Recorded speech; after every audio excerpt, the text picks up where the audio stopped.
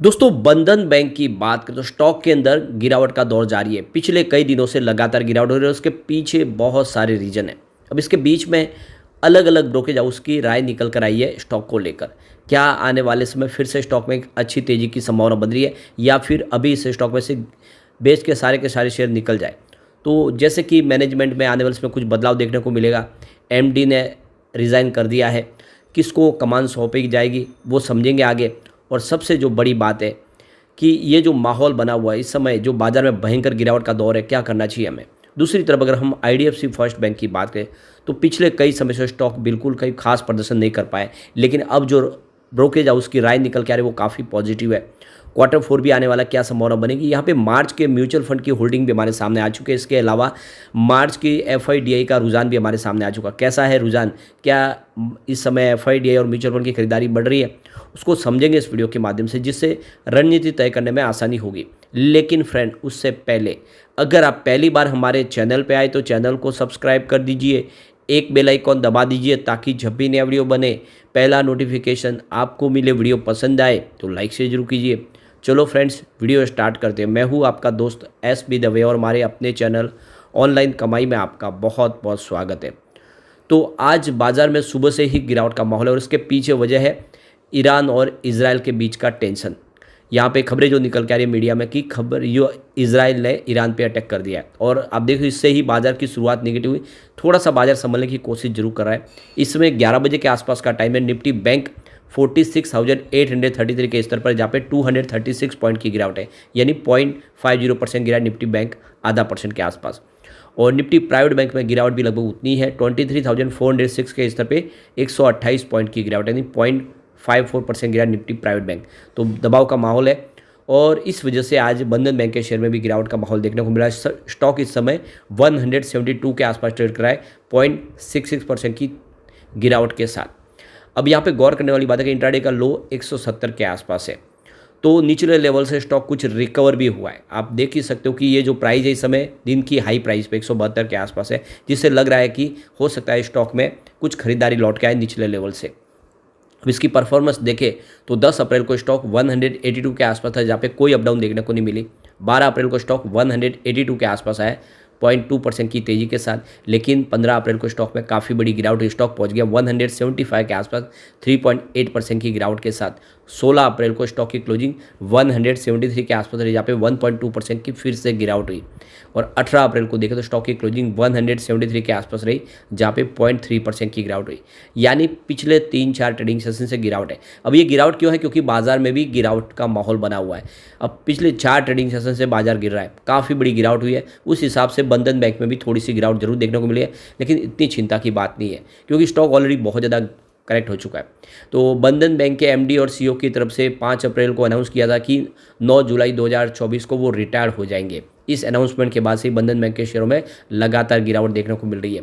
और आप देख सकते हो कि 5 अप्रैल को जो इसकी प्राइस थी 197 के आसपास थी और वहाँ से स्टॉक के अंदर लगातार गिरावट का दौर जारी है। वैसे आप देखें तो जिसका 52 वीक का जो हाई है वो 272 के आसपास है और जो लो है वो 172 का है। तो आप देख सकते हो कि स्टॉक अपने निचले लेवल की तरफ है। अब यहाँ पे जो खबरें निकल के आ रही है, आरबीआई ने 3 साल पहले ही चंद्रशेखर घोष के नेतृत्व पर सवाल खड़े कर दिए थे। यानी बैंक के ऊपर जो देखें तो जो उनका मैनेजमेंट है उसके ऊपर भरोसा नहीं था आरबीआई को, और बैंक का बोर्ड उन्हें 5 साल के लिए फिर से रीअपॉइंट करना चाहता था, लेकिन आरबीआई ने सिर्फ 3 साल की ही मंजूरी दी थी। और इसके पहले आरबीआई ने बंधन बैंक की ब्रांच पर विस्तार पर भी रोक लगा दी थी। साथ में चंद्रशेखर घोष की सैलरी पर भी रोक लगा दी थी। तो इसे माना जा रहा था कि केंद्रीय बैंक उनके तौर तरीकों से खुश नहीं है और इसलिए चंद्रशेखर घोष का जाना तय माना जा रहा था। यानी आरबीआई को उनके कार्य करने के तरीके पे कोई उनको सेटिस्फेक्शन नहीं था आरबीआई को, और इसी वजह से उनके ऊपर एक तरह से बंधन लगाए गए थे कि वो सैलरी भी न ले, साथ में नई ब्रांच का विस्तार भी न करे। और इसीलिए आखिरकार में चंद्रशेखर घोष ने यहाँ से रिज़ाइन किया। तो भी फिलहाल नए एमडी का इंतजार है और एक बार एमडी मिल जाएगा तो फिर एक नई दिशा फिर से बाजार मिल सकती है बैंक को।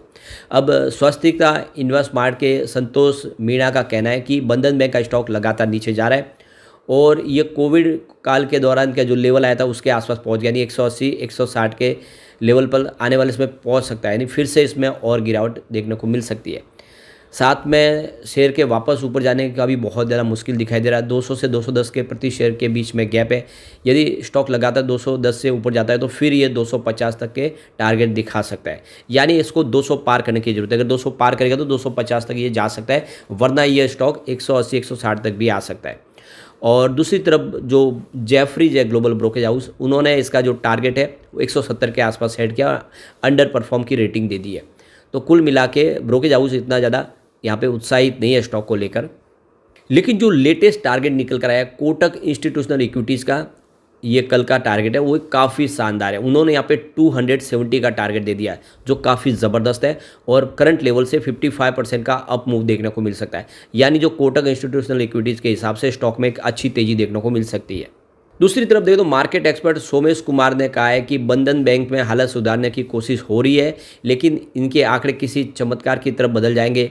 यह स्टॉक निचले रिकॉर्ड के आसपास है और आमतौर से ऐसे स्टॉक में उछाल देखने को मिलता है। यह स्टॉक अगर 205 के ऊपर चला जाता है तो फिर ये माना जा सकता है स्टॉक छोटी अवधि में ही 230 और फिर 240 के स्तर पे आ सकता है। और एक बार ये 200 के ऊपर नहीं जाएगा तब तक यहाँ पे दबाव देखने को मिलेगा। तो बिल्कुल यही है मार्केट एक्सपर्ट की राय कि इसको 200 को एक बार पार करना चाहिए, उसके बाद में एक अच्छी तेज़ी देखने को मिल सकती है और जब तक 200 के नीचे दबाव देखने को मिल सकता है।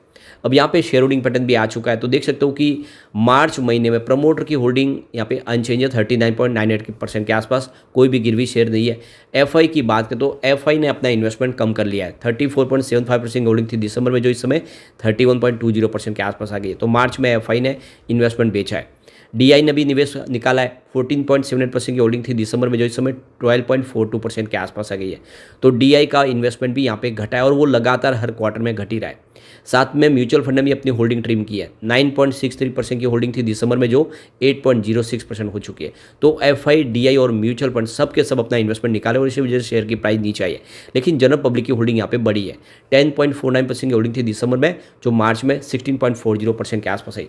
कुल मिला के इस समय स्टॉक में थोड़ा सा आपको संभल के रहने की जरूरत है। जिस तरह से एफआई, डीआई और म्यूचुअल फंड जम के बिकवाली करे, हो सकता है स्टॉक और नीचे आए। तो फिलहाल इसमें आप फ्रेश एंट्री न करें और थोड़ा सा बाजार में संभावना को आगे देखें। बाजार की संभावना भी निगेटिव बनी और साथ में स्टॉक को एक बार 200 को पार करने, उसके बाद में ही फ्रेश खरीदारी करें, तब तक इसमें वेट करें। अब चलते हैं आईडीएफसी फर्स्ट बैंक की तरफ।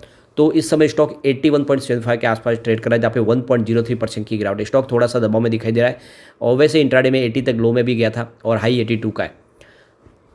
तो यहाँ पे जो बड़ा ट्रिगर मिलेगा आईडीएफसी फर्स्ट बैंक को, वो है इसका मर्जर। ऑलरेडी दिसंबर 2023 में आरबीआई की तरफ से इस मर्जर को मंजूरी मिल चुकी है।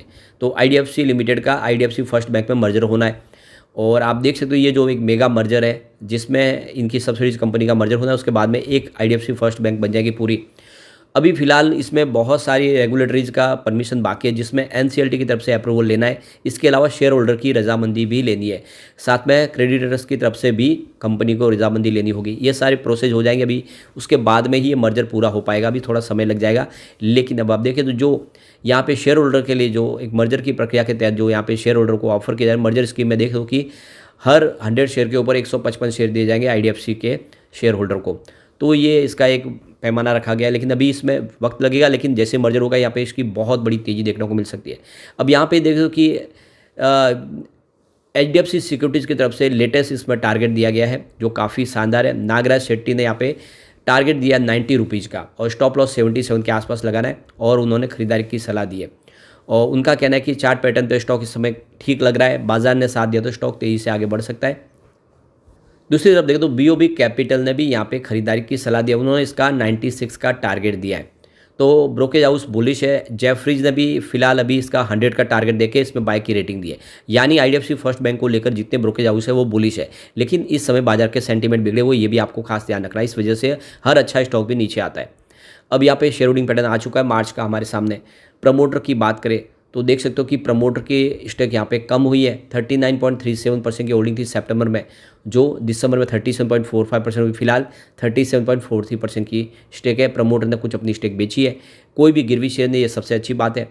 अब एफआई की बात करें तो एफआई का इन्वेस्टमेंट यहाँ पे घटते हुए दिखाई देगा। सितंबर में 24.48% की होल्डिंग थी, जो दिसंबर में 24.30% हुई। फिलहाल मार्च में 23.65% के आसपास है। यानी एफआई ने लगातार अपनी स्टेक बेची है स्टॉक के अंदर। डीआई की बात, उनकी होल्डिंग इस समय आपको बढ़ते हुए दिखाई देगी। 5.57% की होल्डिंग थी सितंबर में, दिसंबर में ये 6.52% हो गई और मार्च आते थे ये 6.76% हो गई। तो कुल मिला के बड़े फंड हाउस है जो इंडिया के, वो इसमें निवेश कर रहे हैं। म्यूचुअल फंड की बात करें, उनकी होल्डिंग बढ़ के फिर घटी है। 2.68% की होल्डिंग थी सितंबर में, दिसंबर में इन्होंने 3.40% की होल्डिंग कर ली, लेकिन फिलहाल 2.67% की होल्डिंग है। तो म्यूचुअल फंड की होल्डिंग यहाँ पे मार्च महीने में कम हुई है। सिर्फ डीआई ने अपनी होल्डिंग बढ़ाई है, बाकी एफआई और म्यूचुअल फंड ने निवेश बेचा है।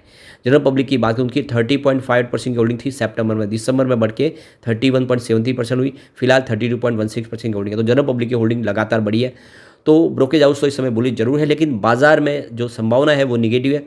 थोड़ा सा बाजार को संभलने दे, बाजार में फिर से एक बाउंस बैक अच्छा बने, उसके बाद में ही नए निवेश के बारे में सोचें। अगर आप ऑलरेडी शेयर लेकर रखे हुए तो वही होल्ड करके रखे, स्टॉक अच्छा है, बिजनेस अच्छा है और Q4 भी आने वाला, लगातार अच्छे रिजल्ट दे रही है कंपनी, आने वाले समय बेहतर उम्मीद कर रहे हैं हम परिणाम की, तो तेजी जरूर बनेगी। लेकिन फ्रेंड, कोई भी इन्वेस्टमेंट करने से पहले अपने फाइनेंशियल एडवाइजर से बड़े ले ले या अपना खुद का रिसर्च करें, क्योंकि मैंने वीडियो आपके एजुकेशनल पर्पज के लिए ही बनाया। वीडियो पसंद आए तो लाइक शेयर जरूर कीजिए और चैनल को सब्सक्राइब कर दीजिए।